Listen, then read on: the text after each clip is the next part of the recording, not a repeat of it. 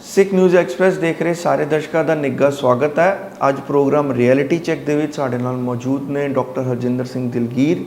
ਅੱਜ ਅਸੀਂ ਗੱਲਬਾਤ ਕਰਾਂਗੇ ਡਿਜੀਟਲ ਪਲੇਟਫਾਰਮਸ ਉੱਤੇ ਕੁਝ ਆਰਗੇਨਾਈਜੇਸ਼ਨਸ ਵੱਲੋਂ, ਕੁਝ ਜਥੇਬੰਦੀਆਂ ਵੱਲੋਂ, ਕੁਝ ਬਲੌਗਰਸ ਵੱਲੋਂ, ਕੁਝ ਯੂਟਿਊਬਰਸ ਵੱਲੋਂ ਜਿਹੜਾ ਕੰਟੈਂਟ ਪਾਇਆ ਜਾ ਰਿਹਾ ਹੈ ਸਿੱਖ ਇਤਿਹਾਸ ਤੇ ਸਿੱਖ ਫਲਸਫੇ ਨੂੰ ਲੈ ਕੇ, ਉਸ ਨੂੰ ਅਸੀਂ ਉਸ ਦੇ ਬਾਰੇ ਅਸੀਂ ਗੱਲਬਾਤ ਕਰਨ ਦੀ ਕੋਸ਼ਿਸ਼ ਕਰਾਂਗੇ ਕਿ ਉਹ ਕਿਵੇਂ ਸਿੱਖ ਵਿਚਾਰਧਾਰਾ ਨੂੰ ਇੱਕ ਹਿੰਦੂਵਾਦੀ ਅਤੇ ਸਨਾਤਨੀ ਰੰਗ ਦੇਣ ਦੀ ਕੋਸ਼ਿਸ਼ ਕਰ ਰਹੇ ਨੇ।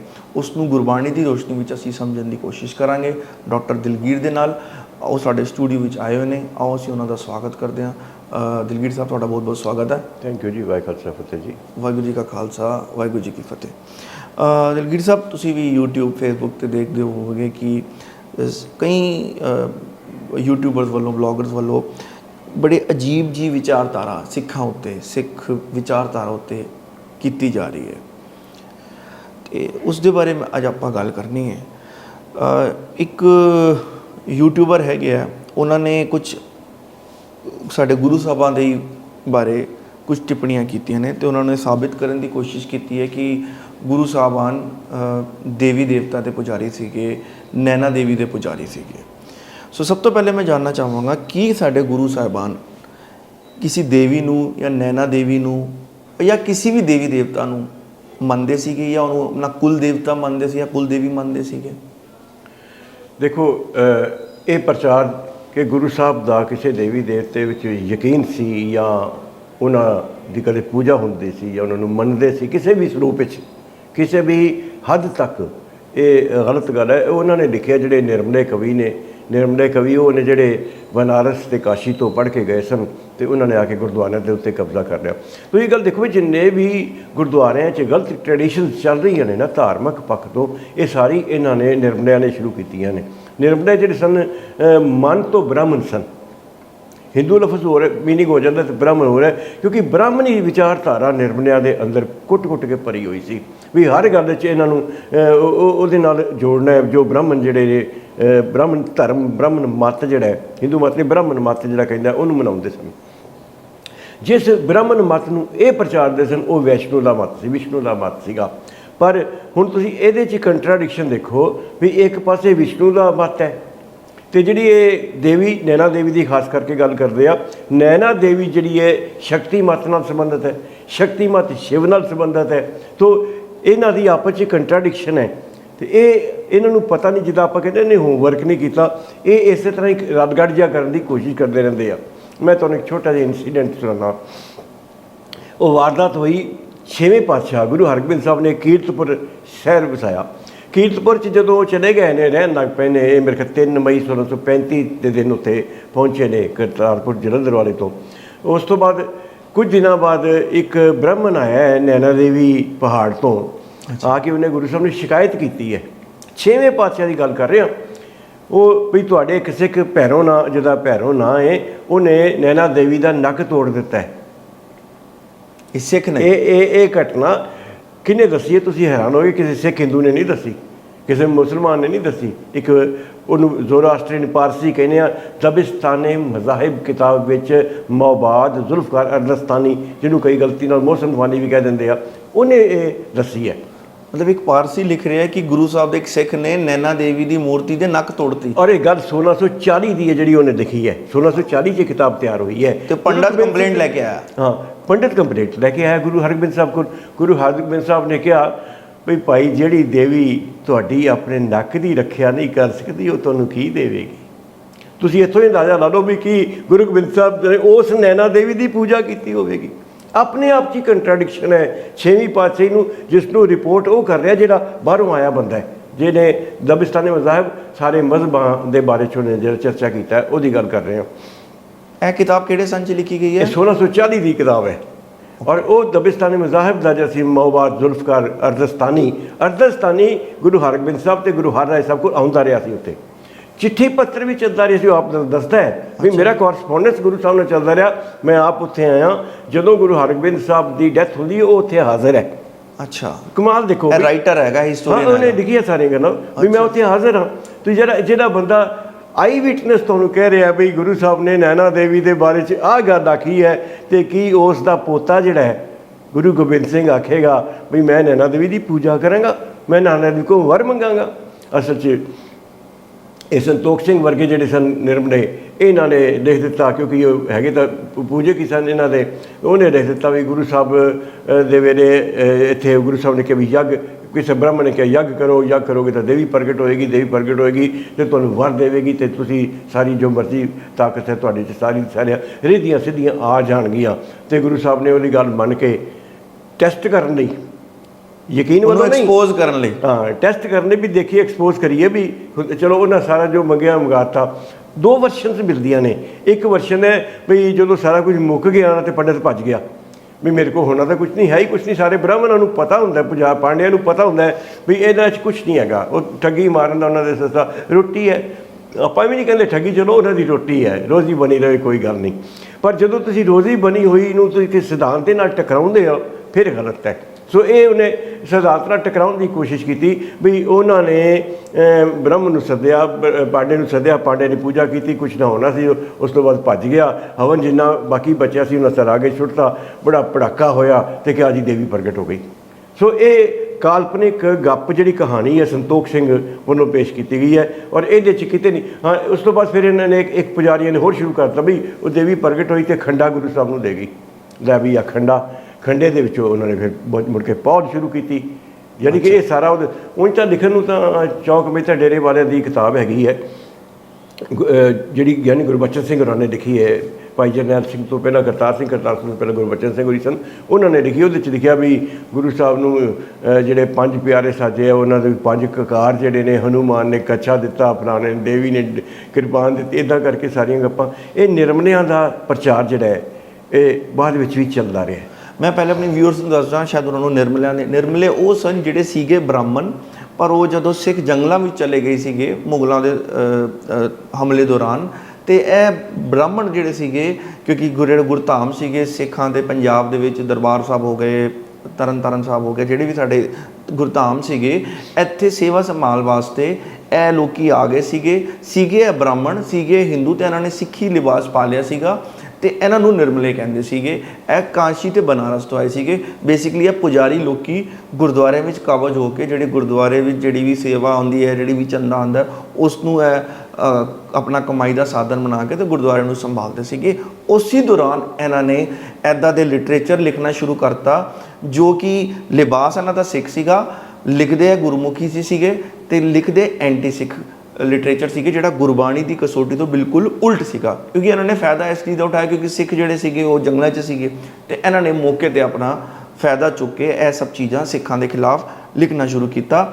ਇਹ ਗੱਲ ਹੈ 18ਵੀਂ ਸੈਂਚਰੀ ਦੀ, ਜਿਹਦੇ ਵਿੱਚ 17th ਸੈਂਚਰੀ ਦੀ, ਜਿਹਦੇ ਵਿੱਚ ਸੰਤੋਖ ਸਿੰਘ ਹੋਣੀ ਆਉਂਦੇ ਹੈ। ਹੋਰ ਉਹਨੇ ਲਿਖਿਆ 19ਵੀਂ ਸਦੀ 'ਚ, 1800 ਤੋਂ ਬਾਅਦ। ਅੱਛਾ, ਪਰ ਇਹ ਸ਼ੁਰੂ ਹੋ ਗਏ ਸਨ ਨਿਰਮਲੇ 18ਵੀਂ ਸਦੀ 'ਚੋਂ। ਸੋ ਇਹ ਹੈਗੇ ਨੇ ਨਿਰਮਲੀਏ ਤੇ ਇੱਦਾਂ ਦੇ ਹੀ ਉਦਾਸੀ ਵੀ ਹੈਗੇ ਆ ਜਿਨ੍ਹਾਂ ਨੇ ਸਿੱਖਾਂ ਦਾ ਜਿਹੜਾ ਇਤਿਹਾਸ ਹੈਗਾ, ਫਲਸਫਾ ਹੈਗਾ, ਉਹਨੂੰ ਬਹੁਤ ਵਿਗਾੜਨ ਦੀ ਕੋਸ਼ਿਸ਼ ਕੀਤੀ।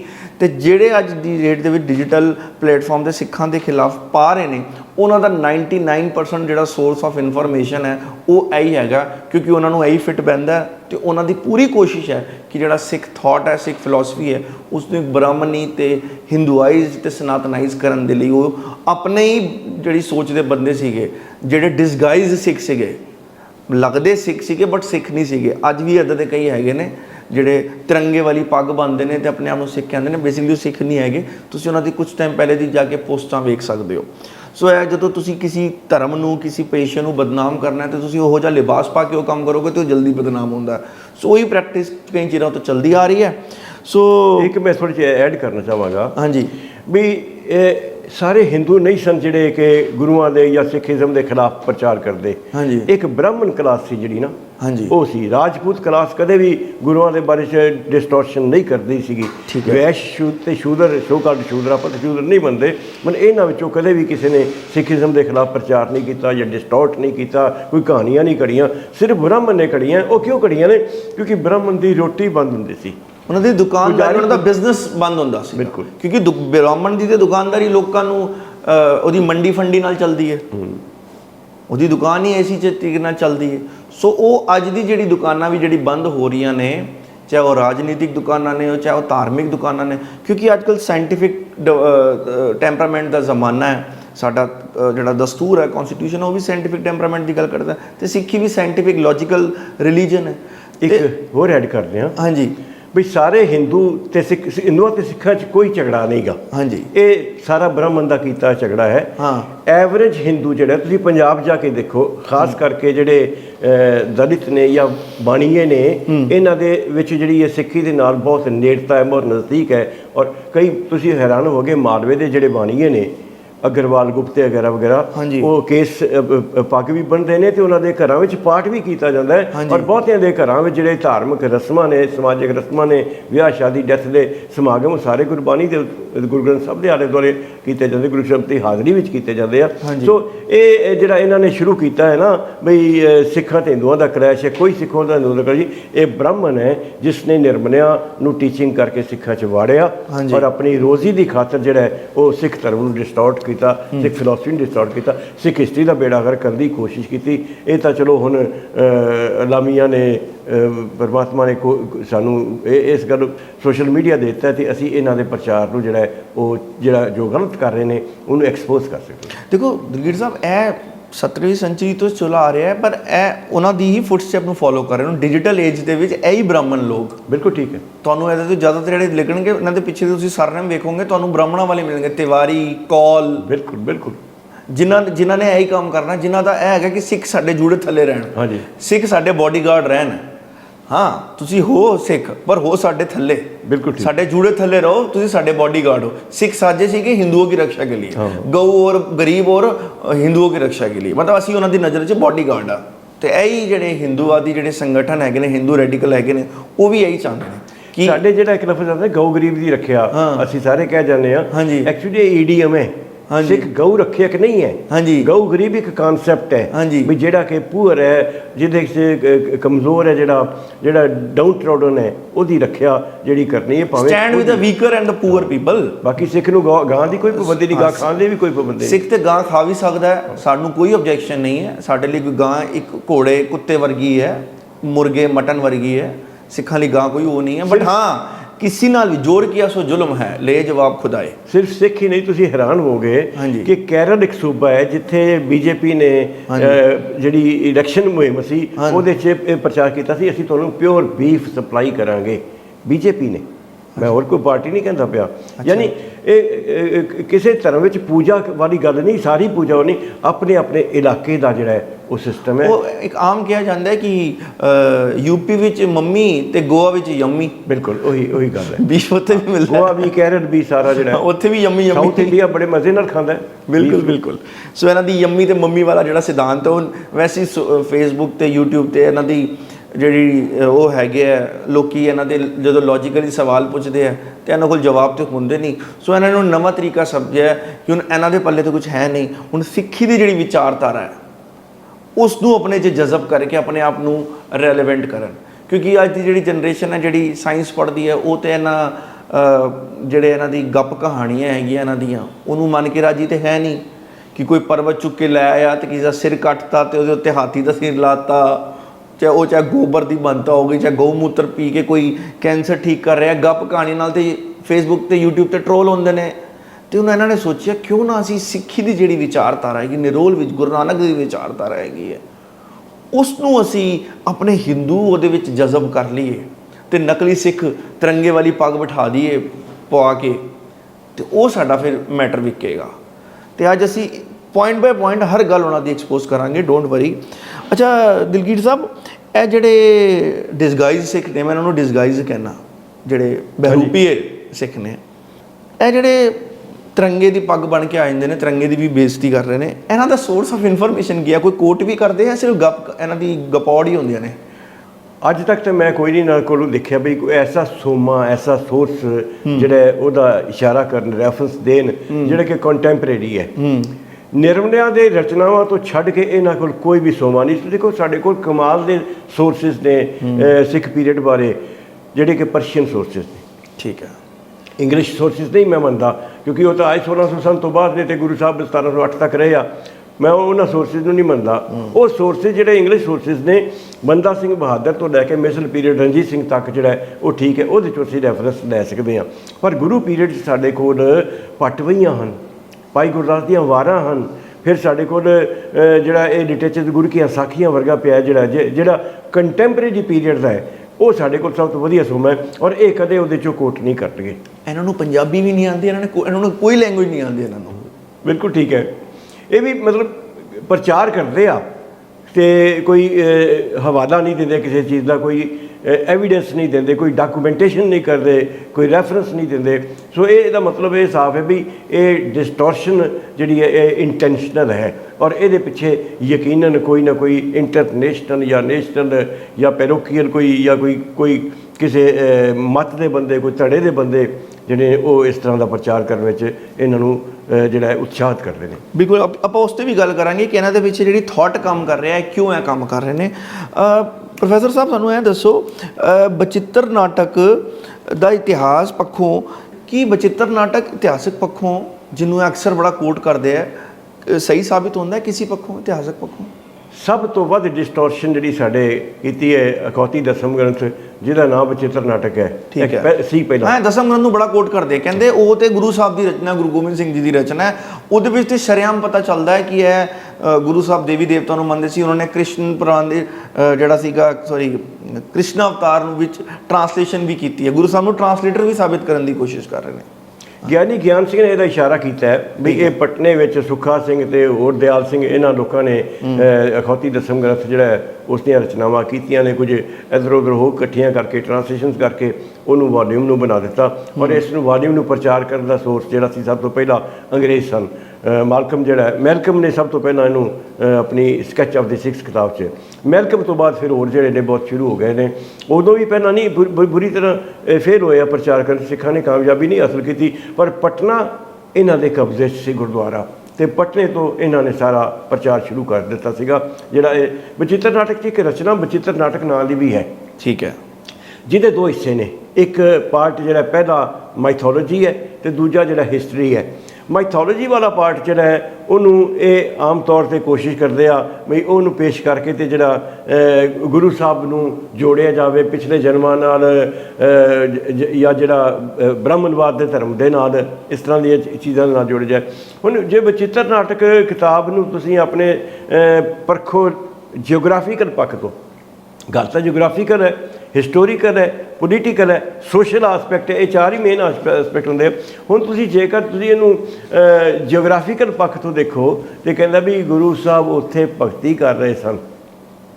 ਕਿੱਥੇ? ਹੇਮਕੁੰਟ ਤੇ ਭਗਤੀ ਕਰ ਰਹੇ ਸਨ ਜਨਮ ਤੋਂ ਪਹਿਲਾਂ। ਇਸ ਜਨਮ ਤੋਂ ਪਹਿਲਾਂ ਉਹਨਾਂ ਨੇ ਉੱਥੇ ਭਗਤੀ ਕੀਤੀ ਹੈ ਤੇ ਰੱਬ ਦੀ ਭਗਤੀ ਕਰ ਰਹੇ ਸਨ, ਪਰਮਾਤਮਾ ਦੀ ਭਗਤੀ ਕਰ ਰਹੇ ਸਨ।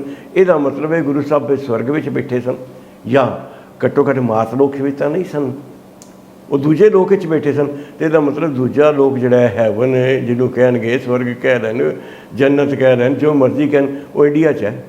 ਦੁਨੀਆ ਪਰ ਚੋਰ ਕਿਤੇ ਨਹੀਂ ਹੈ। ਉਹ ਵੀ ਉੱਤਰਾਖੰਡ ਵਿੱਚ ਹੈ ਸਵਰਗ, ਜਿੱਥੇ ਗੁਰੂ ਸਾਹਿਬ ਭਗਤੀ ਕਰ ਰਹੇ ਸਨ, ਜਿਹਨੂੰ ਇਹ ਦੇਵ ਭੂਮੀ ਕਹਿੰਦੇ ਨੇ, ਅਖੌਤੀ ਦੇਵ ਭੂਮੀ। ਹਾਂ, ਦੇਵ ਭੂਮੀ ਤਾਂ ਚਲੋ ਫਿਰ ਵੀ ਜਿਹੜਾ ਉੱਥੇ ਮੰਦਿਰ ਬਣਾ ਲਿਆ ਤੇ ਦੇਵ ਭੂਮੀ ਬਣ ਗਈ, ਪਰ ਇਹਦਾ ਮਤਲਬ ਸਵਰਗ ਵੀ ਹੋਈ ਸੀਗਾ।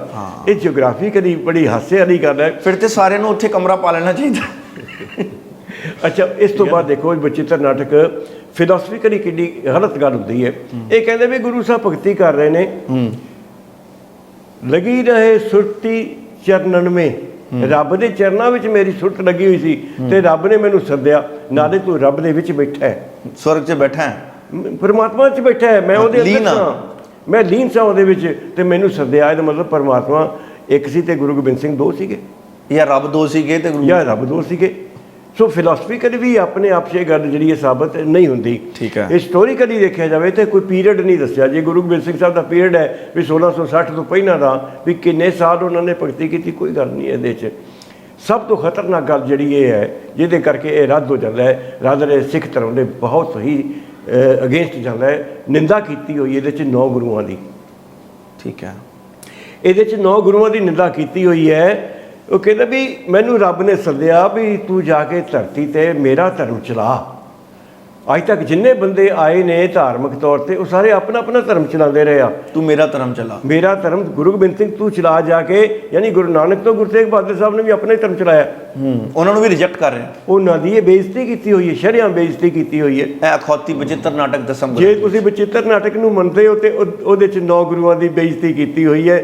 ਜੇ ਮੰਨਣਾ ਜੇ ਤਾਂ ਫਿਰ ਕਹੋ ਵੀ 9 ਗੁਰੂਆਂ ਨੇ ਆਪਣਾ ਧਰਮ ਚਲਾਇਆ, ਉਹ ਸਿੱਖ ਨਹੀਂ ਸਨ, ਜਾਂ ਕਹੋ ਵੀ ਅਸਲੀ ਧਰਮ ਸਿਰਫ ਗੁਰੂ ਗੋਬਿੰਦ ਸਿੰਘ ਦਾ ਚਲਾਇਆ ਹੋਇਆ ਤੇ ਬਾਕੀ ਦਾ ਜਿਹੜਾ ਸੀ ਨਾ ਉਦੋਂ ਤੱਕ ਸਾਰਾ ਜਿਹੜਾ ਉਹ ਵੇਸਟ ਸੀ, ਉਹ ਐਂਟੀ ਸਿੱਖ ਸੀ, ਰਾਦਰ ਐਂਟੀ ਪਰਮਾਤਮਾ ਸੀਗੀ, ਐਂਟੀ ਗੁਰੂ ਗੋਬਿੰਦ ਸਿੰਘ ਸੀ। ਠੀਕ ਹੈ। ਤੁਸੀਂ ਜਿਓਗ੍ਰਾਫੀਕਲੀ, ਪੋਲੀਟੀਕਲੀ, ਹਿਸਟੋਰੀਕਲੀ, ਕਲਚਰਲੀ ਤੇ ਸੋਸ਼ਲੀ ਜੇ ਦੇਖਾ ਜਾਵੇ ਤੇ ਇਹ ਆਪਣੇ ਆਪ 'ਚ ਜਿਹੜੀ ਹੈ ਝੂਠੀ ਸਾਬਤ ਹੁੰਦੀ ਹੈ, ਗਲਤ ਸਾਬਤ ਹੁੰਦੀ। ਹੁਣ ਇਸ ਤੋਂ ਵੀ ਵੱਡੀ ਗੱਲ ਕਿ ਇਹ ਤਾਂ ਚਲੋ ਬਾਹਰ ਹੀ ਪੱਖ ਨੇ ਕਿ ਗੁਰੂ ਗ੍ਰੰਥ ਸਾਹਿਬ ਦੀ ਵਿਚਾਰਧਾਰਾ, ਜੋ ਗੁਰੂ ਗ੍ਰੰਥ ਸਾਹਿਬ ਸਭ ਤੋਂ ਉੱਤੇ ਜਿਹੜੀ ਸਿੱਖਾਂ ਵਾਸਤੇ ਟੌਪ ਚੀਜ਼ ਸੋਰਸ ਹੈਗਾ ਕਿਸੇ ਵੀ ਚੀਜ਼ ਦਾ, ਹੈਗਾ ਗੁਰੂ ਗ੍ਰੰਥ ਸਾਹਿਬ।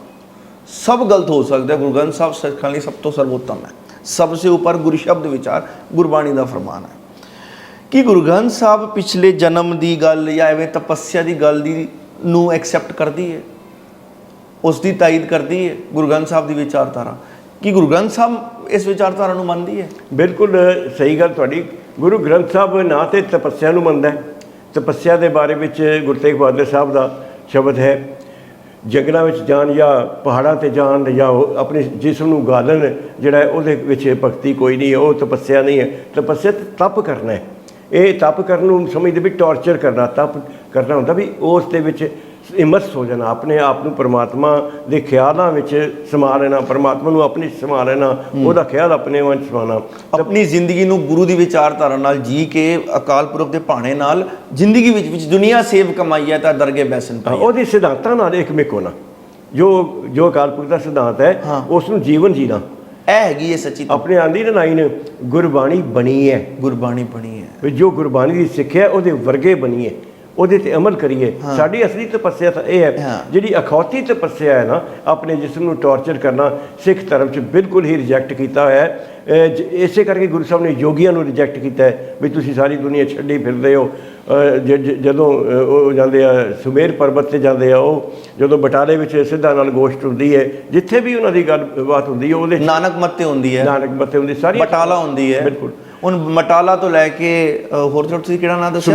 ਸੁਮੇਲ ਪਰਬਤ ਤੇ ਲੈ ਕੇ ਨਾਨਕ ਮੱਤਾ, ਬਟਾਲਾ, ਜਗ੍ਹਾ ਜਗ੍ਹਾ ਗੁਰੂ ਸਾਹਿਬ ਨੇ ਜੋਗੀਆਂ ਨੂੰ ਜਿਹੜੇ ਤਪੱਸਿਆ ਕਰਦੇ ਸੀ ਉਹਨਾਂ ਨੂੰ ਸਿੱਧ ਗੋਸ਼ ਬਾਣੀ ਦੇ ਵਿੱਚ ਆਪਾਂ ਪੜ੍ਹ ਸਕਦੇ ਹਾਂ, ਖੰਡਨ ਕੀਤਾ, ਕੰਡੈਮ ਕੀਤਾ ਤੇ ਉਹਨਾਂ ਨੂੰ ਕਿਹਾ ਤੁਸੀਂ ਕੀ ਆਪਣੀ ਜ਼ਿੰਦਗੀ ਗਾਲ ਰਹੇ ਹੋ, ਆਪਣੀ ਜ਼ਿੰਦਗੀ ਨੂੰ ਮੇਨ ਸਟ੍ਰੀਮ 'ਚ ਲੈ ਕੇ ਆਓ, ਕਿਰਤ ਕਰੋ, ਵੰਡ ਛਕੋ, ਨਾਮ ਜਪੋ, ਵਿੱਚ ਦੁਨੀਆ ਸੇਵ ਕਮਾਈਏ ਤਾਂ ਦਰਗੇ ਬੈਸਨ ਪਾਈਏ ਦਾ ਕਨਸੈਪਟ ਹੈਗਾ ਸਿੱਖੀ ਵਿੱਚ। ਗੁਰੂ ਸਾਹਿਬ ਨੇ ਵੀ, ਭਾਈ ਗੁਰਦਾਸ ਨੇ ਵੀ ਇਸ ਦਾ ਜ਼ਿਕਰ ਕੀਤਾ ਸਿੱਧਾਂ ਦੇ ਨਾਲ, ਜਿਹੜੀ ਗੁਰੂ ਸਾਹਿਬ ਦੀ ਵਾਰਤਾ ਹੁੰਦੀ ਹੈ। ਸਾਡੇ ਕੋਲ ਹਿਸਟੋਰੀਅਨ ਨਹੀਂ ਬੈਠਾ, ਫਿਲਾਸਫੀਕਲੀ ਗੁਰੂ ਗ੍ਰੰਥ ਸਾਹਿਬ 'ਚ ਲਿਖਿਆ ਹੈ ਤੇ ਹਿਸਟੋਰੀਕਲੀ ਭਾਈ ਗੁਰਦਾਸ ਦੇ ਰਿਹਾ। ਇੱਕ ਇੱਕ ਦਿਨ ਦੀ, ਇੱਕ ਇੱਕ ਥਾਂ ਦੀ, ਜਿੱਥੇ ਜਿੱਥੇ ਗੁਰੂ ਸਾਹਿਬ ਜਾਂਦੇ ਆ ਉਹ ਸਾਰੀ ਹਿਸਟਰੀ ਦੇ ਰਿਹਾ। ਜਿੱਥੇ ਜਿੱਥੇ ਵੀ ਕੋਈ ਸਪੈਸ਼ਲ ਈਵੈਂਟ ਹੁੰਦਾ, ਕੰਸੈਪਚੁਅਲ ਜਿੱਥੇ ਡਿਸਕਸ਼ਨ ਹੁੰਦੀ ਹੈ, ਉਹ ਸਾਰੇ ਦੇ ਸਾਰੇ ਜਿਹੜੇ ਭਾਈ ਗੁਰਦਾਸ ਨੇ ਈਵੈਂਟਸ ਦਿੱਤੇ ਆ ਗੁਰੂ ਨਾਨਕ ਸਾਹਿਬ ਦੇ ਤਾਂ ਖਾਸ ਕਰਕੇ। ਫਿਰ ਮੈਂ ਇੱਕ ਹੋਰ ਗੱਲ ਕਰਨਾ ਚਾਹੁੰਦਾ ਵੀ ਜਿਹੜੀ ਤਪੱਸਿਆ ਦੇ ਨਾਲ ਪੁਨਰ ਜਨਮ ਤੇ ਪ੍ਰੀ ਬਰਥ ਦੀ ਗੱਲ ਹੈ ਨਾ, ਇਹ ਸਿੱਖ ਧਰਮ ਬਿਲਕੁਲ ਐਕਸੈਪਟ ਨਹੀਂ ਕਰਦਾ। ਔਰ ਇਨਕਾਰਨੇਸ਼ਨ ਦੀ ਜਿਹੜੀ ਗੱਲ ਹੈ ਤੇ ਸਿੱਖ ਧਰਮ ਰਿਜੈਕਟ ਕਰਦਾ ਮੂਲੋਂ ਹੀ। ਤੀਜੀ ਗੱਲ ਇਹ ਹੈ ਵੀ ਜੇ ਮੰਨ ਲਓ ਇਹਨਾਂ ਦੀ ਗੱਲ ਮੰਨ, ਮੈਂ ਆਪਾਂ ਨਹੀਂ ਮੰਨਦੇ, ਇਹ ਇਹਨਾਂ ਦੀ ਗੱਲ ਮੰਨ ਰਹੀ ਹੈ ਵੀ ਗੁਰੂ ਸਾਹਿਬ ਨੇ ਜਨਮ ਤੋਂ ਪਹਿਲਾਂ ਦੀ ਗੱਲ ਕੀਤੀ ਹੈ ਤੇ ਉਹਦਾ ਸਿੱਖੀ ਨਾਲ ਕੀ ਸੰਬੰਧ ਹੈ?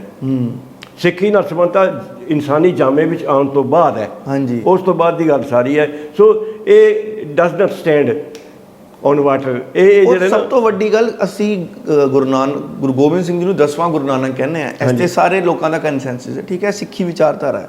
10ਵਾਂ ਗੁਰੂ ਨਾਨਕ ਗੁਰੂ ਗੋਬਿੰਦ ਸਿੰਘ, ਜੋ ਗੁਰੂ ਗੋਬਿੰਦ ਤੇ ਗੁਰੂ ਨਾਨਕ ਸਾਹਿਬ ਨੇ ਨਾ ਮਾਰਿਆ ਸਿੱਕਾ ਜਗਤ ਵਿੱਚ, ਨਾਨਕ ਨਿਰਮਲ ਪੰਥ ਚਲਾਇਆ।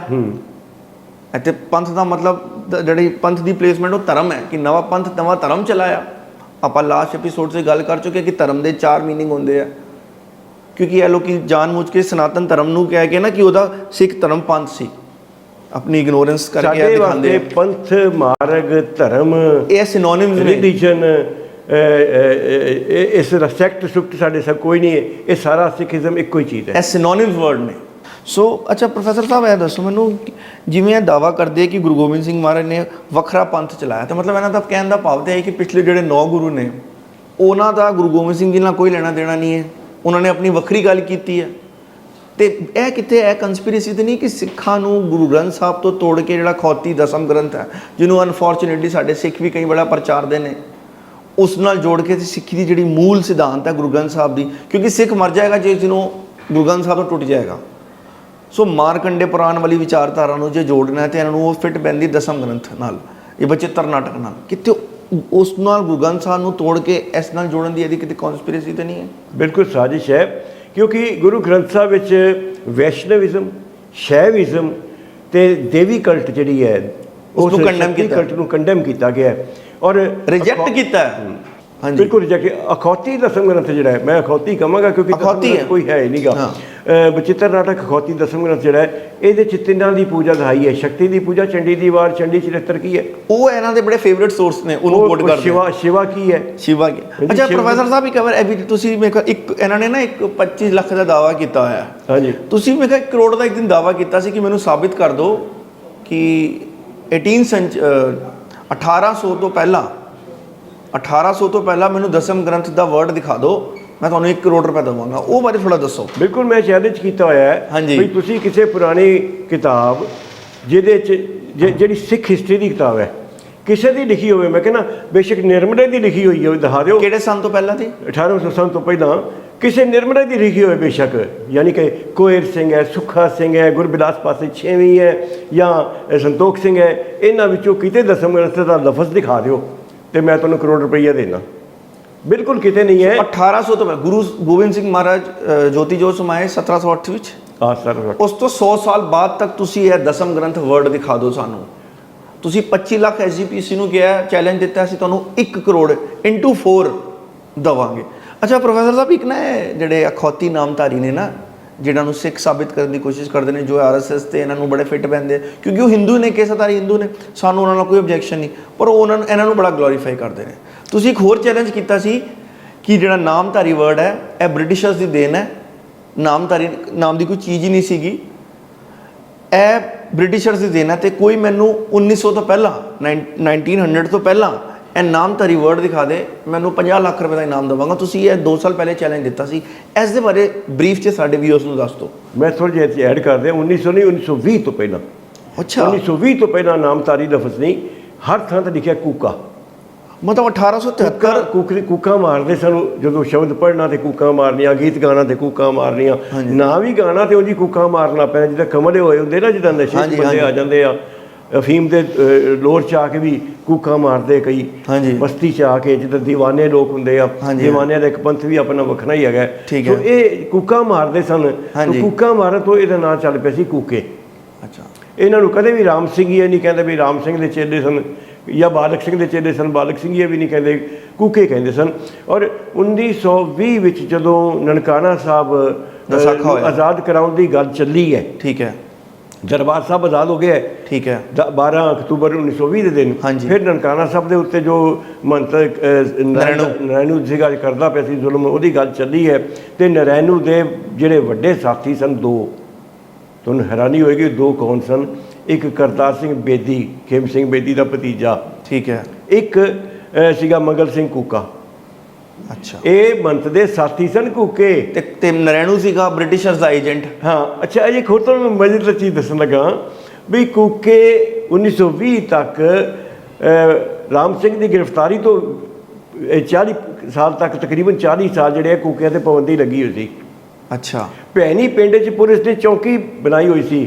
ਅੱਛਾ, ਭੈਣੀ ਪਿੰਡ ਕੋਈ ਆਏਗਾ ਤੇ ਫੜ ਕੇ ਤੇ ਉਹਦੀ ਪੜਤਾਲ ਕਰਨਗੇ, ਜੇ ਨਿਕਲੇਗਾ ਤੇ ਉਹਦੀ ਪੜਤਾਲ ਕਰਨਗੇ। ਠੀਕ ਹੈ, ਇਹ ਚੌਕੀ ਬਣਾਈ ਹੋਈ ਸੀ।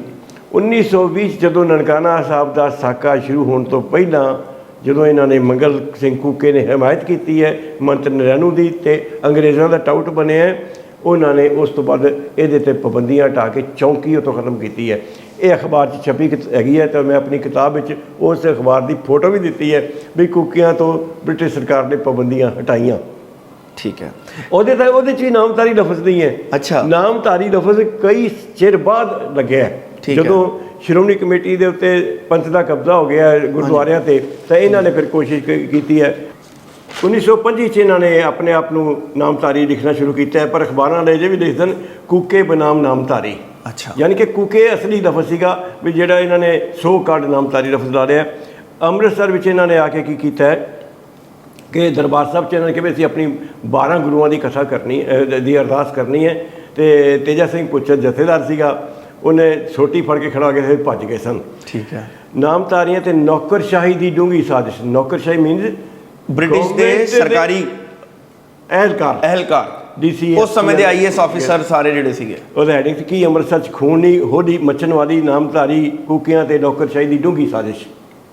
ਉਸ ਤੋਂ ਬਾਅਦ ਅੱਗੇ ਹੋਰ ਹੈਗਾ ਫਿਰ ਆ ਕੇ ਇਹ ਮੇਰੇ ਕੋਲ 1922 ਵਿੱਚ ਜਦੋਂ ਇਹਨਾਂ ਦੇ ਹਟਾਇਆ ਗਿਆ ਨਾ, ਤੇ ਉਹਦੇ 'ਚ ਇਹਨਾਂ ਦਾ ਆਇਆ ਵੀ ਨਾਮਧਾਰੀ ਹੈ ਜਿਹੜੇ ਕੂਕੇ ਹੈ, ਇਹਨਾਂ ਨੇ ਆਪਣੇ ਨਾਂ ਨਾਲ ਨਾਮਧਾਰੀ ਲਿਖਣਾ ਸ਼ੁਰੂ ਕਰ ਦਿੱਤਾ ਹੈ। ਫਿਰ ਉਸ ਤੋਂ ਬਾਅਦ ਆ ਕੇ ਸਾਡੇ ਕੋਲ 1922 ਦੀਆਂ ਵੀ ਖਬਰਾਂ ਤੇ 25 ਦੀਆਂ ਵੀ ਖਬਰਾਂ ਹੈਗੀਆਂ ਨੇ, ਜਿਸ 'ਚ ਇਹਨਾਂ ਨੂੰ ਜਿਹੜਾ ਕੂਕਾ ਜਿਹੜਾ ਨਾ ਇਹਨਾਂ ਨੂੰ ਪਾਬੰਦੀਆਂ ਇਹਨਾਂ ਤੋਂ ਚੁੱਕੀਆਂ ਗਈਆਂ ਨੇ। ਸੋ ਇਹ ਜਿਹੜੇ ਸਾਰੇ ਦੇ ਸਾਰੇ ਸਨ ਇਹ ਸਾਰੇ ਬ੍ਰਿਟਿਸ਼ ਗਵਰਨਮੈਂਟ ਦੇ ਏਜੰਟ ਸਨ। ਤੇ ਅੱਛਾ, ਇੱਕ ਥਾਂ 'ਤੇ ਤਾਂ ਇਹਨਾਂ ਵੀ ਕੀਤਾ ਹੈ ਵੀ ਅੰਮ੍ਰਿਤ ਦੇ ਖਿਲਾਫ ਇਹਨਾਂ ਬੋਲਿਆ ਵੀ ਇਹਨਾਂ ਨੇ ਕਿਹਾ ਵੀ ਅਸੀਂ ਜੁੱਤੀ ਛਿਪਾ ਕੇ ਪਿਸ਼ਾਬ ਨੂੰ ਪਿਆਵਾਂਗੇ ਔਰ ਉਹਨੂੰ ਅੰਮ੍ਰਿਤ ਆਖਾਂਗੇ। ਇਹ ਗੱਲ ਇੰਨੀ ਵਾਹਿਯਾਤ ਹੈ ਕੂਕੇ ਨਾਮਧਾਰੀ ਨੇ ਕਿਹਾ ਸੀ। ਅਖਬਾਰ ਦੀ ਖਬਰ ਜੇ, ਤੇ ਅਖਬਾਰ ਤੋਂ ਸਾਬਿਤ ਹੋ ਰਿਹਾ ਸੀ, ਕੋਈ ਆਪਣੇ ਫੈਕਟਸ ਨਹੀਂ ਦੇ ਰਹੇ। ਪਰਦੇਸੀ ਖਾਲਸਾ 21 ਜੂਨ 1922 ਦੀ ਅਖਬਾਰ ਦੀ ਖਬਰ ਹੈ। ਦੱਸੋ, ਤੁਸੀਂ ਇੱਕ ਐਦਾ ਦਾ ਸਰੋਤ ਨਹੀਂ ਸਾਬਿਤ ਕਰ ਪਾਏ। ਤੇ ਸਾਬਿਤ ਹੋ ਰਿਹਾ ਕਿ ਇਹ ਬ੍ਰਿਟਿਸ਼ਰ ਦੇ ਏਜੰਟ ਸੀਗੇ ਤੇ ਅੱਜ ਦੀ ਸਰਕਾਰ ਦੇ ਵੀ ਇਹ ਏਜੰਟ ਹੈਗੇ ਨੇ, ਤੇ ਜਿਹੜੇ ਬੜਾ ਆਪਣੇ ਆਪ ਨੂੰ ਝੰਡਾ ਚੱਕ ਕੇ ਕਹਿੰਦੇ ਕਿ ਅਸੀਂ ਅਯੋਧਿਆ 'ਚ ਜਾ ਕੇ ਰਾਮ ਮੰਦਿਰ ਬਣਾਇਆ। ਤੁਸੀਂ ਮੰਨੋ ਰਾਮ ਮੰਦਿਰ ਨੂੰ, ਸਾਨੂੰ ਕੋਈ ਦਿੱਕਤ ਨਹੀਂ ਹੈ। Freedom of religion and expression ਹੈ ਸਾਡੇ ਦੇਸ਼ ਵਿੱਚ। ਆਰਟੀਕਲ 25 ਸਾਡਾ ਦੇਸ਼ ਦਾ ਕਨਸਟੀਟਿਊਸ਼ਨ, ਸਾਡਾ ਦੇਸ਼ ਬਹੁਤ ਖੂਬਸੂਰਤ ਹੈ and we love our country, but ਰੱਬ ਦਾ ਵਾਸਤਾ ਹੈ, ਫॉर ਗॉड ਸੇਕ ਸਿੱਖਾਂ ਦੇ ਇਤਿਹਾਸ ਨਾਲ ਛੇੜਛਾੜ ਨਾ ਕਰੋ। ਪ੍ਰੋਫੈਸਰ ਸਾਹਿਬ, ਨਾਮਧਾਰੀ ਉਸ ਸਮੇਂ ਵੀ ਬ੍ਰਿਟਿਸ਼ਰਸ ਦੇ ਏਜੰਟ ਸੀਗੇ, ਅੱਜ ਵੀ ਇਹ ਰਾਮ ਮੰਦਿਰ ਬਣਾਉਣ ਦੇ ਟਾਈਮ 'ਤੇ ਉੱਥੇ ਝੰਡਾ ਚੁੱਕੀ ਫਿਰਦੇ ਸੀਗੇ। ਚਲੋ ਠੀਕ ਹੈ, ਤੁਹਾਡੀ ਰਾਮ ਦੇ ਵਿੱਚ ਆਸਥਾ ਹੈ, ਤੁਹਾਨੂੰ ਮੁਬਾਰਕ। ਉਸ ਤੋਂ ਬਾਅਦ ਇਹਨਾਂ ਨੇ ਕਨਕੌਕਸ਼ਨ ਕੀ ਕੀਤੀ ਕਿ ਉੱਥੇ ਨਿਹੰਗ ਜਾਂਦੇ ਸੀਗੇ, ਨਿਹੰਗਾਂ ਨੇ ਪਹਿਲਾਂ ਜਾ ਕੇ ਅਯੋਧਿਆ ਵਿੱਚ ਜਾ ਕੇ ਕਬਜ਼ਾ ਲਿੱਤਾ ਸੀਗਾ, ਮੁਗਲਾਂ ਤੋਂ ਛੁਡਵਾਇਆ ਸੀਗਾ। ਇਹ ਜਦੋਂ ਜਜਮੈਂਟ ਵੀ ਆਈ ਹੈ ਅਯੋਧਿਆ ਉੱਤੇ, ਉਹਦੇ ਵਿੱਚ ਜਿਹੜੀ ਅਡੈਂਡਮ ਸੀਗਾ, ਜਿਹੜਾ ਸਪਲੀਮੈਂਟ ਸੀਗਾ ਜਜਮੈਂਟ ਦਾ, ਉਹਦੇ ਵਿੱਚ ਵੀ ਇਹ ਚੀਜ਼ ਪਾਇਆ ਹੋਇਆ ਹੈ। ਗੱਲ ਇਹ ਹੈ ਬਈ ਕੂਕੇ ਜਿਹੜੇ ਨੇ ਸ਼ੁਰੂ ਤੋਂ ਲੈ ਕੇ ਅੱਜ ਤੱਕ ਹਾਂਜੀ ਸਰਕਾਰ ਪ੍ਰਸਤ ਰਹੇ ਆ। ਜਿਹਦੀ ਸਰਕਾਰ ਹੈ, ਜੇ ਕਾਂਗਰਸ ਦੀ ਤੇ ਕਾਂਗਰਸ ਨਾਲ, ਬੀਜੇਪੀ ਤੇ ਬੀਜੇ ਨਾਲ, ਜੇ ਜਨਤਾ ਪਾਰਟੀ ਤੇ ਜਨਤਾ ਪਾਰਟੀ ਦੇ ਨਾਲ ਨੇ। ਪੰਜਾਬ ਵਿੱਚ ਵੀ ਇਸ ਤਰ੍ਹਾਂ ਹੀ ਕਰਦੇ ਆ ਵੀ ਜਿਹਦੀ ਸਰਕਾਰ ਹੈ ਪਹਿਲਾਂ ਕਾਂਗਰਸ ਨਾਲ ਰਹੇ, ਪਹਿਲੇ ਬਾਦਲ ਨਾਲ ਰਹੇ ਆ, ਹੁਣ ਆਮ ਆਦਮੀ ਪਾਰਟੀ ਨਾਲ ਨੇ ਕੂਕੇ। ਸੋ ਇਹਨਾਂ ਦਾ ਵੀ ਕਾਂਗਰਸ ਨਾਲ ਵੀ ਬੜਾ ਵੱਡਾ ਇਤਿਹਾਸ ਹੈ ਨਾ, ਕਾਂਗਰਸ ਦੇ ਹਮੇਸ਼ਾ ਇਹਨਾਂ ਨੇ ਹਮੇਸ਼ਾ ਸਾਥ ਦਿੱਤਾ।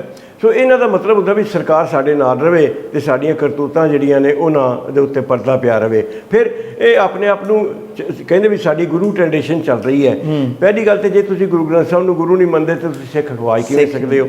ਸੋ ਕੂਕਿਆਂ ਨੂੰ ਸਿੱਖਾਂ ਦਾ ਸੈਕਟ ਕਹਿਣਾ ਗਲਤ ਹੈ। ਇਹਨਾਂ ਨੂੰ ਤੁਸੀਂ ਸਨਾਤਨੀਆਂ ਦਾ ਸੈਕਟ ਕਹਿ ਸਕਦੇ ਹੋ। ਸਨਾਤਨ ਧਰਮ ਜਿਹੜਾ ਹੈ ਉਹਦਾ ਹਿੱਸਾ ਕਹਿ ਸਕਦੇ ਹੋ, ਜਿੱਦਾਂ ਹਿੰਦੂ, ਬੁੱਧ, ਜੈਨ ਤੇ ਕੂਕੇ ਹਨ, ਇਸ ਤਰ੍ਹਾਂ ਦਾ ਤੁਸੀਂ ਉਹਨਾਂ ਨੂੰ ਦੇ ਸਕਦੇ ਹੋ। ਸਾਨੂੰ ਕੋਈ ਓਬਜੈਕਸ਼ਨ ਨਹੀਂ ਹੈ ਕੂਕੇ ਮੰਨਣ, ਰਾਮ ਨੂੰ ਮੰਨਣ, ਜਿਹਨੂੰ ਮਰਜ਼ੀ ਮੰਨਣ, ਬਟ ਆਪਣੇ ਆਪ ਨੂੰ ਸਿੱਖ ਨਾ ਕਹਾਣ। ਉਹ ਜੋ ਮਰਜ਼ੀ ਕਰਨ, ਇਸ ਦੇਸ਼ ਦੇ ਵਿੱਚ ਆਜ਼ਾਦੀ ਹੈ ਹਰ ਕਿਸੇ ਨੂੰ, ਬਟ ਆਪਣੇ ਆਪ ਅਸੀਂ ਇਸ 'ਤੇ ਮੈਂ ਆਪਣੇ ਵਿਊਅਰਸ ਨੂੰ ਵੀ ਦੱਸਣਾ ਚਾਹਾਂਗਾ, ਅਸੀਂ ਇੱਕ ਸਪੈਸ਼ਲਾਈਜ਼ਡ ਪ੍ਰੋਗਰਾਮ ਕੀਤਾ ਹੋਇਆ ਨਾਮਧਾਰੀਆਂ ਬਾਰੇ। ਮੈਂ ਉਸ ਦਾ ਲਿੰਕ ਵੀ ਤੁਹਾਨੂੰ ਸਕਰੀਨ ਦੇ ਵਿੱਚ ਪਵਾ ਦਾਂਗਾ, ਦਿਖ ਰਿਹਾ ਹੋਏਗਾ ਤੁਹਾਨੂੰ। ਅਤੇ ਇਹ ਨਾਮਧਾਰੀਆਂ ਦੀ ਕੀ ਰਿਐਲਿਟੀ ਹੈ ਇਹ ਵੀ ਤੁਹਾਨੂੰ ਅਸੀਂ ਦੱਸ ਦਾਂਗੇ ਇਸ ਲਿੰਕ ਦੇ ਵਿੱਚ। ਇਹ ਜਿਹੜਾ ਐਪੀਸੋਡ ਹੈਗਾ ਅਸੀਂ 3 ਸਾਲ, ਆਈ ਥਿੰਕ 3 ਜਾਂ 4 ਸਾਲ ਪਹਿਲੇ ਅਸੀਂ ਕੀਤਾ ਹੋਇਆ ਹੈ ਨਾਮਧਾਰੀਆਂ ਦੀ ਹਿਸਟਰੀ ਬਾਰੇ। ਉਹਦੇ ਤੁਹਾਨੂੰ ਪਤਾ ਚੱਲ ਜਾਏਗਾ ਕਿੰਨੇ ਕੁ ਸਿੱਖ ਨੇ ਅਤੇ ਇਹਨਾਂ ਦਾ ਕੀ ਪਿਛੋਕੜ ਹੈ। ਅਤੇ ਪ੍ਰੋਫੈਸਰ ਸਾਹਿਬ, ਮੁੱਖ ਦੀ ਗੱਲ ਹੈ, ਜਿਹੜੇ ਇਹ ਵੀ ਪ੍ਰੋਗਰਾਮ ਜਿਹੜੇ ਕਰ ਰਹੇ ਹੈ ਜੈਪੁਰ ਡਾਇਲੋਗ ਵਾਲੇ ਜਾਂ ਪੁਨੀਤ ਸਾਹਨੀ, ਜਿਹੜੇ ਵੀ ਇਹ ਹੈਗੇ ਤੇ ਹਿੰਦੂ ਨੇ ਬੇਸਿਕਲੀ, ਅਤੇ ਇਹ ਹਿੰਦੂ RSS ਵਾਲੇ ਦੇ ਬੈਲਟ ਦੇ ਲੋਕ ਨੇ। ਬੇਸਿਕਲੀ ਇਹਨਾਂ ਨੂੰ ਪ੍ਰੋਬਲਮ ਇਹ ਹੈਗੀ ਕਿ ਜਦੋਂ ਸਿੱਖ ਆਪਣੀ ਸੈਪਰੇਟ ਰਾਜ ਦੀ ਗੱਲ ਕਰਦੇ ਆ, ਠੀਕ ਹੈ, ਸੁਪਰੀਮ ਕੋਰਟ ਨੇ ਕਿਹਾ ਕਿ ਹਰ ਬੰਦਾ ਨਹੀਂ, ਸਿੱਖ ਜਾਂ ਜੋ ਵੀ ਖਾਲਿਸਤਾਨ ਆਈਡੀਓਲੋਜੀ ਨੂੰ ਮੰਨਦੇ ਨੇ ਉਹ ਪੀਸਫੁਲੀ ਇਸ ਦੀ ਗੱਲ ਕਰ ਸਕਦੇ ਨੇ, ਜਦ ਤੱਕ ਉਹ ਕੋਈ ਵਾਇਲੈਂਸ ਜਾਂ ਕੋਈ ਕ੍ਰੀਏਟ ਨਹੀਂ ਹੋ ਸਕਦਾ। ਹੁਣ ਇਹਨਾਂ ਨੂੰ ਪ੍ਰੋਬਲਮ ਇਹ ਹੁੰਦਾ ਕਿ ਜਦੋਂ ਸਿੱਖ ਆਪਣੇ ਆਪ ਨੂੰ ਅਲੱਗ ਆਈਡੈਂਟੀਟੀ ਕਹਿੰਦੇ ਨੇ, ਅਸੀਂ ਅਲੱਗ ਹਾਂ, ਅਤੇ ਇਹਨਾਂ ਨੂੰ ਲੱਗਦਾ ਕਿ ਇਹ ਖਾਲਿਸਤਾਨ ਬਣਨ ਦੇ ਲਈ ਮੇਨ ਰੂਟ ਕਾਜ਼ ਬਣੇਗਾ। ਬਟ ਇਹਨਾਂ ਨੂੰ ਇਹ ਨਹੀਂ ਸਮਝ ਆਉਂਦਾ ਕਿ ਬਹੁਤਾਰ ਸਿੱਖ ਜੋ ਆਪਣੇ ਆਪ ਨੂੰ ਹਿੰਦੂ ਨਹੀਂ ਮੰਨਦੇ, ਜਿਹੜੇ ਗੁਰੂ ਗ੍ਰੰਥ ਸਾਹਿਬ ਨੂੰ ਮੰਨਦਾ, ਉਹ ਆਪਣੇ ਆਪ ਨੂੰ ਹਿੰਦੂ ਮੰਨ ਹੀ ਨਹੀਂ ਸਕਦਾ। ਉਹ ਸਿੱਖ ਹੈ, ਪ੍ਰਾਊਡ ਸਿੱਖ ਹੈ, ਪਰ ਉਹ ਪ੍ਰਾਊਡ ਇੰਡੀਅਨ ਵੀ ਹੈ। ਤੁਹਾਨੂੰ ਜ਼ਰੂਰੀ ਨਹੀਂ ਹੈ ਕਿ ਸਿੱਖਾਂ ਨੂੰ ਇੰਡੀਆ ਦੇ ਵਿੱਚ ਰੱਖਣ ਦੇ ਲਈ ਜਾਂ ਸਿੱਖਾਂ ਦੇ ਲਈ ਇੰਡੀਆ ਦੇ ਲਈ ਪਿਆਰ ਪਾਉਣ ਦੇ ਲਈ ਤੁਹਾਨੂੰ ਉਹਨਾਂ ਨੂੰ ਹਿੰਦੂਆਈਜ਼ ਕਰਨਾ, ਬਲਕਿ ਤੁਸੀਂ ਸਿੱਖਾਂ ਨੂੰ ਹੋਰ ਦੂਰ ਕਰੋਗੇ। ਜੇ ਉਹਨਾਂ ਦੀ ਹੋਂਦ ਤੇ ਤੁਸੀਂ ਜੜ੍ਹਾਂ ਪਾਓਗੇ, ਜੜ੍ਹਾਂ 'ਚ ਤੇਲ ਪਾਓਗੇ, ਤੇ ਤੁਸੀਂ ਸਿੱਖਾਂ ਨੂੰ ਵਾਕਈ ਮਜਬੂਰ ਕਰੋਗੇ, ਖਾਲਿਸਤਾਨ ਦੇ ਲਈ ਇਨਕਰੇਜ ਕਰੋਗੇ। ਤੁਸੀਂ ਹਿੰਦੂ ਰਹੋ, ਸਿੱਖ ਸਿੱਖ ਨੇ, ਮੁਸਲਮਾਨ ਮੁਸਲਮਾਨ ਨੇ। ਇਹਨਾਂ ਤੋਂ ਹੁੰਦਾ ਕਿ ਇਹ ਖਾਲਿਸਤਾਨ ਜਿਹੜੀ ਮੂਵਮੈਂਟ ਹੈਗੀ ਹੈ ਨਾ, ਇਹ ਦਾ ਜਿਹੜਾ ਸੋਰਸ ਹੈ ਉਹ ਹੈਗਾ ਕਿ ਜਦੋਂ ਅਸੀਂ ਹਿੰਦੂ ਵਿਚਾਰਧਾਰਾ ਤੋਂ ਸਿੱਖ ਵਿਚਾਰਧਾਰਾ ਨੂੰ ਅਲੱਗ ਕਰ ਦੇਣਾ, ਦੈਨ ਇਟ ਵਿਲ ਪੇਵ ਦਾ ਵੇ। ਇਹ ਬੇਸਿਕਲੀ ਇਹਨਾਂ ਦੇ ਸਬਕੌਂਸ਼ੀਅਸ 'ਚ ਫੀਅਰ ਹੈ। ਜਦ ਕਿ ਇਹਨਾਂ ਨੂੰ ਇਹ ਨਹੀਂ ਪਤਾ ਜਿਹੜੇ 95% ਜਿਹੜੇ ਇੰਡੀਆ ਦਾ ਸਿੱਖ ਹੈ ਉਹ ਓਨੈਸਟ ਟੈਕਸ ਪੇਅਰ ਹੈ। ਫੌਜ 'ਚ ਹਜੇ ਪਿੱਛੇ ਰਿਪੋਰਟ ਆਈ ਹੈ ਕਿ ਸਭ ਤੋਂ ਜ਼ਿਆਦਾ ਜਿਹੜੀ ਹਿੰਦੁਸਤਾਨ ਦੀ ਫੌਜ ਦੀ ਜਿਹੜੀ ਵਿਡੋਜ਼ ਨੇ ਉਹ ਪੰਜਾਬ ਦੀਆਂ ਨੇ। ਇਹ ਮੈਂ ਨਹੀਂ ਕਹਿ ਰਿਹਾ, ਤੁਹਾਡੇ ਅਖਬਾਰ ਕਹਿ ਰਹੇ ਆ। ਤੇ ਜਿਹੜੇ ਤਿਰੰਗੇ ਨਾਲ ਲਿਪਟ ਕੇ ਆਉਂਦੇ ਨੇ, ਤੁਸੀਂ ਉਹਨਾਂ ਨਾਲ ਡਾਊਟ ਕਰਦੇ ਹੋ। ਸਾਡਾ ਇਸ ਦੇਸ਼ ਨਾਲ ਤੁਹਾਡੇ ਤੋਂ ਜ਼ਿਆਦਾ ਪਿਆਰ ਹੈ, ਅਸੀਂ ਤੁਹਾਡੇ ਤੋਂ ਬਹੁਤ ਜ਼ਿਆਦਾ ਕੁਰਬਾਨੀਆਂ ਦਿੱਤੀਆਂ, ਬਟ ਸਾਨੂੰ ਆਪਣੇ 'ਚ ਜਜ਼ਬ ਕਰਨ ਦੀ ਕੋਸ਼ਿਸ਼ 'ਚ ਤੁਸੀਂ ਸਾਨੂੰ ਗਵਾਹੀ ਨਾ ਲੈਣਾ। ਮੈਂ ਠੀਕ ਕਹਿ ਰਿਹਾ ਪ੍ਰੋਫੈਸਰ ਸਾਹਿਬ? ਦੇਖੋ ਗੱਲ ਇਹ ਹੈ, ਖਾਲਿਸਤਾਨ ਪੋਲੀਟੀਕਲ ਮੂਵਮੈਂਟ ਹੈ, ਹਾਂ, ਧਾਰਮਿਕ ਮੂਵਮੈਂਟ ਨਹੀਂ ਹੈ। ਹਾਂਜੀ। ਤੇ ਪੋਲੀਟੀਕਲ ਮੂਵਮੈਂਟ ਨੂੰ ਤੁਸੀਂ ਇੱਕ ਸੈਪਰੇਟ ਪੋਲੀਟੀਕਲੀ ਡੀਲ ਕਰੋ। ਹਾਂਜੀ। ਸੁਪਰੀਮ ਕੋਰਟ ਜੋ ਕਹਿੰਦਾ ਉਹ ਹੈ, ਜਾਂ ਜੋ ਤੁਹਾਡਾ ਕਨਸਟੀਟਿਊਸ਼ਨ ਕਹਿੰਦਾ ਹੈ, ਜਾਂ ਹਿਊਮਨ ਰਾਈਟਸ ਕਹਿੰਦੇ ਆ, ਜਾਂ UNO ਦਾ ਦੀ ਰਾਈਟਸ ਦੀ ਗੱਲ ਹੈ ਕਿ UNO ਦੇ ਰੈਜ਼ੋਲੂਸ਼ਨਸ ਨੇ, ਉਹਨਾਂ ਨੂੰ ਆਸਪੈਕਟ ਨੂੰ ਛੱਡੋ। ਜਦੋਂ ਤੁਸੀਂ ਕਿਸੇ ਵੀ ਧਾਰਮਿਕ ਘਟਨਾ ਨੂੰ ਖਾਲਿਸਤਾਨ ਦਾ ਨਾਂ ਦੇ ਦਿੰਦੇ ਹੋ, ਵੀ ਖਾਲਿਸਤਾਨ ਮੰਗਦਾ, ਇਹ ਕਰਦੇ ਉਹ ਕਰਦੇ, ਵੀ ਖੰਡੇ ਦੀ ਪੌੜ ਦੇ ਤਾਂ ਵੀ ਖਾਲਿਸਤਾਨ ਮੰਗਦਾ ਹੈ, ਅੰਮ੍ਰਿਤਪਾਲ ਦੇ ਤਾਂ ਵੀ ਖਾਲਿਸਤਾਨ ਹੈ, ਫਲਾਣੇ ਤੇ ਤਾਂ ਵੀ ਖਾਲਿਸਤਾਨ ਹੈ, ਉਹਦੇ ਨਾਲ ਜੇਕਰ 95% ਲੋਕ ਖਾਲਿਸਤਾਨ ਦੀ ਗੱਲ ਭੁੱਲ ਚੁੱਕੇ ਆ, ਤੇ ਤੁਸੀਂ ਉਹਨਾਂ ਨੂੰ ਸਗੋਂ ਜੋੜਦੇ ਉਹਦੇ ਨਾਲ, ਬਈ ਨਹੀਂ ਤੁਸੀਂ ਖਾਲਿਸਤਾਨ, ਤੁਹਾਨੂੰ ਲੋੜ ਹੈ। ਬਿਲਕੁਲ। ਸੋ ਇਸ ਤਰ੍ਹਾਂ ਦੇ ਨਾਲ ਜੇ ਕਰਕੇ ਨਾ, ਇਹ ਸਗੋਂ ਨੁਕਸਾਨ ਕਰ ਰਹੇ ਨੇ ਮੁਲਕ ਦਾ। ਮੁਲਕ ਵਿੱਚ ਜੋ ਪੰਜਾਬੀਆਂ ਦੀ, ਸਿੱਖਾਂ ਦੀ ਜੋ ਕੰਟਰੀਬਿਊਸ਼ਨ ਹੈ, ਉਸ ਨੂੰ ਵੀ ਡਿਨਾਈ ਕਰ ਦਿੰਦੇ ਹਨ।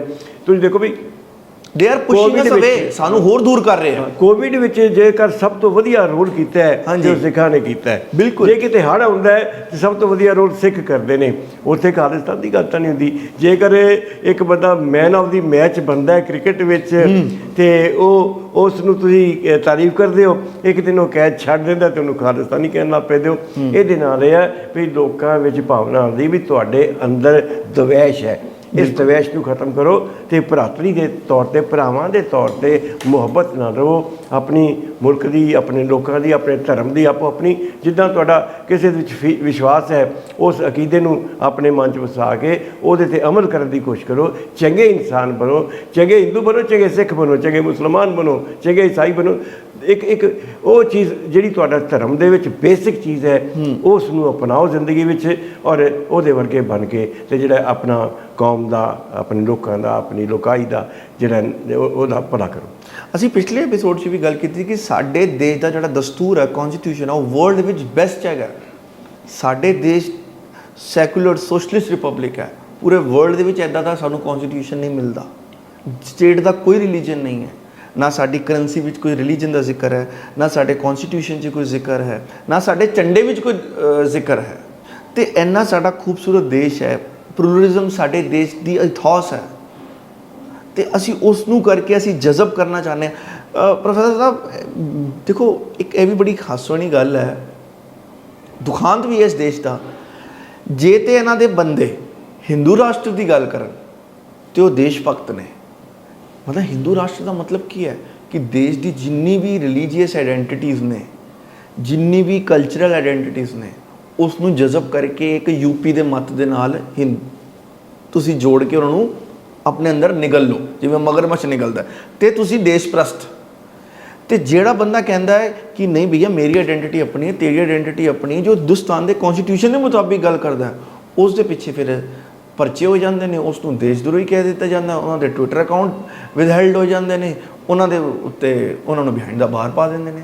ਇਹ ਕਦੀ ਇਹ ਅਸਲ 'ਚ ਕੁਝ ਲੋਕਾਂ ਦੀ ਸੰਕੀਰਨਤਾ ਦੇ ਜਿਹਦੇ ਵਿੱਚੋਂ ਨਫ਼ਰਤ ਜਿਹੜਾ ਹੈ ਉਹ ਦੀ ਭਾਵਨਾ ਨਿਕਲਦੀ ਹੈ। ਇਹ ਨਫ਼ਰਤ ਦੀ ਭਾਵਨਾ ਕਿਸੇ ਪਰਟੀਕੂਲਰ ਸੈਕਸ਼ਨ ਵਾਸਤੇ ਵੀ ਹੋ ਸਕਦੀ ਹੈ, ਔਰ ਜਿਹੜੀ ਹੋ ਰਹੀ ਹੈ ਇਹਦੇ ਨਾਲ ਦੇਸ਼ ਦੀ ਡਿਵੈਲਪਮੈਂਟ ਰੁਕਦੀ ਹੈ, ਦੇਸ਼ ਦੀ ਇਕਨੋਮੀ 'ਤੇ ਅਸਰ ਪੈਂਦਾ ਹੈ, ਲੋਕਾਂ ਦੇ 'ਚ ਜਿਹੜੀ ਭਾਈਚਾਰਕ ਸਾਂਝ ਹੈ ਉਹਦੇ 'ਤੇ ਅਸਰ।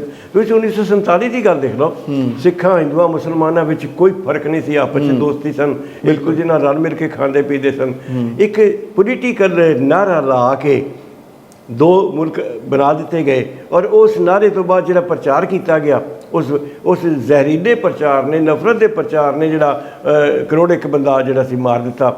ਹੁਣ ਇਸ ਤਰ੍ਹਾਂ ਦੇ ਜ਼ਹਿਰੀਲੇ ਪ੍ਰਚਾਰ ਨਾਲ ਸਾਡੀ ਕਈ ਦਹਾਕਿਆਂ ਤੱਕ ਜਿਹੜੀ ਹੈ ਉਹ ਮੁਲਕ ਦੀ ਜਿਹੜੀ ਡਿਵੈਲਪਮੈਂਟ ਰੁਕ ਜਾਂਦੀ ਹੈ, ਔਰ ਬਹੁਤ ਸਕੋਪ ਬਣ ਜਾਂਦਾ ਵੀ ਤੁਸੀਂ ਆਰਮੀ ਨੂੰ, CRP ਨੂੰ, ਪੁਲਿਸ ਨੂੰ, CID ਨੂੰ, ਇਹ ਸਾਰੇ ਨੂੰ ਇਨਵੋਲਵ ਕਰ ਦਿਓ ਵੀ ਉਹ ਇਸੇ ਪਾਸੇ ਵੱਲ ਲੋਕਾਂ ਦੇ ਵੱਲ ਦਹਿਸ਼ਤ ਲੋਕਾਂ 'ਚ ਫੈਲੀ ਰਵੇ, ਲੋਕਾਂ 'ਚ ਅਨਸਰਟੇਨਟੀ ਦੀ ਫੀਲਿੰਗ ਚੱਲਦੀ ਰਵੇ, ਅਤੇ ਉਹ ਆਪਣਾ ਜਿਹੜਾ ਤੁਹਾਡੀ ਡਿਵੈਲਪਮੈਂਟ ਵੱਲ ਜਿਹੜਾ ਕੋਈ ਪੋਜ਼ੀਟਿਵ ਰੋਲ ਅਦਾ ਨਾ ਕਰ ਸਕਣ। ਸੋ ਇਹਨਾਂ ਚੀਜ਼ਾਂ ਨੂੰ ਅਵਾਇਡ ਕਰਨਾ ਚਾਹੀਦਾ, ਬਹੁਤ ਜ਼ਰੂਰੀ ਹੈ। ਪ੍ਰੋਫੈਸਰ, ਜਿਹੜੇ ਸੈਕੂਲਰ ਹਿੰਦੂ ਨੇ, ਜਿਹੜੇ ਪੜ੍ਹੇ ਲਿਖੇ ਐਜੂਕੇਟਿਡ ਕਲਾਸ ਹਿੰਦੂਜ਼ ਹੈਗੇ ਆ, ਸਕੋਲਰ ਹੈਗੇ, ਮੇਰੀ ਉਹਨਾਂ ਨਾਲ ਗੱਲਬਾਤ ਹੋਈ, ਈਵਨ ਜਿਹੜਾ ਯੋਗੇਂਦਰ ਯਾਦਵ ਜਿਹੜੇ ਹੈਗੇ ਆ ਸਕੋਲਰ ਹੈਗੇ, ਅਤੇ ਸਵਰਾਜ ਇੰਡੀਆ ਵੀ ਆਮ ਆਦਮੀ ਪਾਰਟੀ ਵੀ ਰਹੇ ਹੈ, ਉਹਨਾਂ ਨੇ ਬੜਾ ਅੱਛਾ ਆਰਟੀਕਲ ਲਿਖਿਆ ਹੈ ਇੱਕ ਪੋਰਟਲ ਦੇ ਵਿੱਚ। ਉਹਦੇ ਵਿੱਚ ਉਹਨਾਂ ਨੇ ਕਿਹਾ ਕਿ ਜੇ ਤੇ ਹਿੰਦੂ ਰਾਸ਼ਟਰ ਦੀ ਸੋਚ ਅਸੌਲਟ ਕਰਦੀ ਹੈ, ਜੇ ਖਾਲਿਸਤਾਨ ਦੀ ਸੋਚ ਆਈਡੀਆ ਆਫ ਹਿੰਦੁਸਤਾਨ ਇੰਡੀਆ ਨੂੰ ਅਸੌਲਟ ਕਰਦੀ ਹੈ, ਉਵੇਂ ਹੀ ਹਿੰਦੂ ਰਾਸ਼ਟਰ ਦੀ ਸੋਚ ਵੀ ਆਈਡੀਆ ਆਫ ਹਿੰਦੂ ਨੂੰ ਅਸੌਲਟ ਕਰਦੀ ਹੈ। ਅਤੇ ਅਨਫੋਰਚੂਨੇਟ ਪਾਰਟ ਇਹ ਹੈਗਾ, ਉਹਨਾਂ ਨੇ ਆਈ ਕੋਟ ਹਿਮ, ਕਹਿੰਦੇ ਜੇ ਤੇ ਤੁਸੀਂ ਹਿੰਦੂ ਰਾਸ਼ਟਰ ਦੀ ਗੱਲ ਕਰੋ ਤਾਂ ਤੇ ਤੁਹਾਨੂੰ ਗਲੋਰੀਫਾਈ ਕਰਦੇ ਆ। ਤੁਸੀਂ YouTube 'ਤੇ ਜਾ ਕੇ ਦੇਖੋ ਕਿਵੇਂ ਇਹ ਝੰਡੇ ਦੇ ਕੇ, ਤਲਵਾਰਾਂ ਦਿਖਾ ਕੇ ਇੱਕ ਮੁਸਲਮਾਨ ਭਰਾਵਾਂ ਬਾਰੇ ਫालतू ਬੋਲ ਰਹੇ ਨੇ, ਉਹਨਾਂ ਨੂੰ ਅਬਿਊਜ਼ ਕਰ ਰਹੇ ਹੈ, ਅਤੇ ਤੁਸੀਂ ਠੀਕ ਹੋ, ਤੁਸੀਂ ਦੇਸ਼ ਭਗਤ। ਅਤੇ ਜੇ ਕੋਈ ਸਿੱਖ ਖਾਲਿਸਤਾਨ ਦੀ ਗੱਲ ਕਰਦੇ ਤੇ ਉਹਨਾਂ ਪਿੱਛੇ ਫਿਰ ਸਿਕਿਉਰਿਟੀ ਏਜੰਸੀਜ਼ ਪੈ ਜਾਂਦੀਆਂ ਨੇ। ਇਹ ਕਿੰਨੀ ਇੱਕ ਭੇਦਭਾਵ ਤੇ ਡਿਸਕ੍ਰਿਮੀਨੇਟਰੀ ਪੋਲਿਸੀ ਹੈ। ਬਿਲਕੁਲ, ਇਸੇ ਕਰਕੇ ਹੀ ਮੁਲਕ ਦੀ ਡਿਵੈਲਪਮੈਂਟ ਰੁਕਦੀ ਹੈ। ਸਿਰਫ ਪੰਜਾਬ 'ਚ ਅਸਰ ਨਹੀਂ ਹੋਏਗਾ ਇਹਦਾ, ਬਿਲਕੁਲ ਸਾਰੇ ਪਾਸੇ ਸਿੱਖ ਬੈਠੇ ਆ, ਹਾਂਜੀ, ਸਾਰੇ ਪਾਸੇ ਫੰਡਾਮੈਂਟਲਿਸਟ ਹਿੰਦੂ ਬੈਠੇ ਆ, ਹਾਂਜੀ, ਔਰ ਇਹ ਜਿਹੜੀ ਆਪਸ 'ਚ ਦੀਵਾਰ ਖੜੀ ਕੀਤੀ ਜਾ ਰਹੀ, ਦਰਾੜ ਪਾਈ ਜਾ ਰਹੀ ਹੈ, ਹਾਂਜੀ, ਇਹ ਮੁਲਕ ਵਾਸਤੇ ਬਹੁਤ ਖਤਰਨਾਕ ਹੈ, ਜਿਸ ਨੂੰ ਅਵੋਇਡ ਕਰਨਾ ਚਾਹੀਦਾ। ਪ੍ਰੋਫੈਸਰ, ਵੈਸੇ ਇਹ ਜਿਹੜੀ ਹਿੰਦੀ ਬੈਲਟ ਹੈ, ਕਾਓ ਬੈਲਟ ਹੈ, ਜ਼ਿਆਦਾਤਰ ਇਹ ਜਿਹੜਾ ਰੁਝਾਨ ਹੈਗਾ ਇਹ ਇੱਧਰ ਦੇ ਜਿਹੜੇ ਲੋਕ ਹੈਗੇ ਉਹਨਾਂ ਦਾ ਹੀ ਹੈਗਾ, ਕਿਉਂਕਿ ਜਿਹੜੇ ਸਾਊਥ ਦੇ ਹਿੰਦੂ ਹੈ ਉਹ ਤਾਂ ਬੜਾ ਕਾਫੀ ਐਜੂਕੇਟਿਡ ਤੇ ਲਿਬਰਲ ਹੈ। ਤੁਹਾਡਾ ਇਸ ਮਾਮਲੇ 'ਚ ਕੀ ਖਿਆਲ ਹੈ? ਬਿਲਕੁਲ ਠੀਕ ਹੈ। ਸਾਊਥ 'ਚ ਕਦੇ ਤੁਹਾਨੂੰ ਇਹ ਗੱਲ ਨਹੀਂ ਨਜ਼ਰ ਆਏਗੀ, ਬੰਗਾਲ 'ਚ ਕਦੇ ਨਜ਼ਰ ਨਹੀਂ ਆਏਗੀ, ਹਾਂਜੀ, ਔਰ ਇਸ ਤਰ੍ਹਾਂ ਈਵਨ ਰਾਜਸਥਾਨ 'ਚ ਤੁਹਾਨੂੰ ਨਜ਼ਰ ਨਹੀਂ ਆਏਗੀ, ਰਾਜਪੂਤਾਂ ਦਾ ਜਿਹੜਾ ਇਲਾਕਾ ਹੈ ਉੱਥੇ ਨਜ਼ਰ ਨਹੀਂ ਆਏਗੀ। ਇਹ ਸਿਰਫ ਵੈਸ਼ਨੂ ਬੈਲਟ 'ਚ ਹੈ। ਇਹ ਜਿਹੜੀ ਕਾਓ ਬੈਲਟ ਹੈਗੀ, ਯੂਪੀ, ਮੱਧ ਪ੍ਰਦੇਸ਼, ਵੈਸ਼ਨੂ ਬੈਲਟ ਹੀ ਹੈ ਨਾ, ਹਾਂਜੀ, ਯੂਪੀ, MP। ਪ੍ਰੋਫੈਸਰ ਸਾਹਿਬ, ਹੁਣ ਆਪਾਂ ਅੱਗੇ ਚੱਲਦੇ ਹਾਂ, ਇੱਕ ਆਪਾਂ ਛੋਟਾ ਜਿਹਾ ਬ੍ਰੇਕ ਲੈਂਦੇ ਹਾਂ, ਬ੍ਰੇਕ ਤੋਂ ਬਾਅਦ ਆਪਾਂ ਹਾਜ਼ਰ ਹੋਵਾਂਗੇ।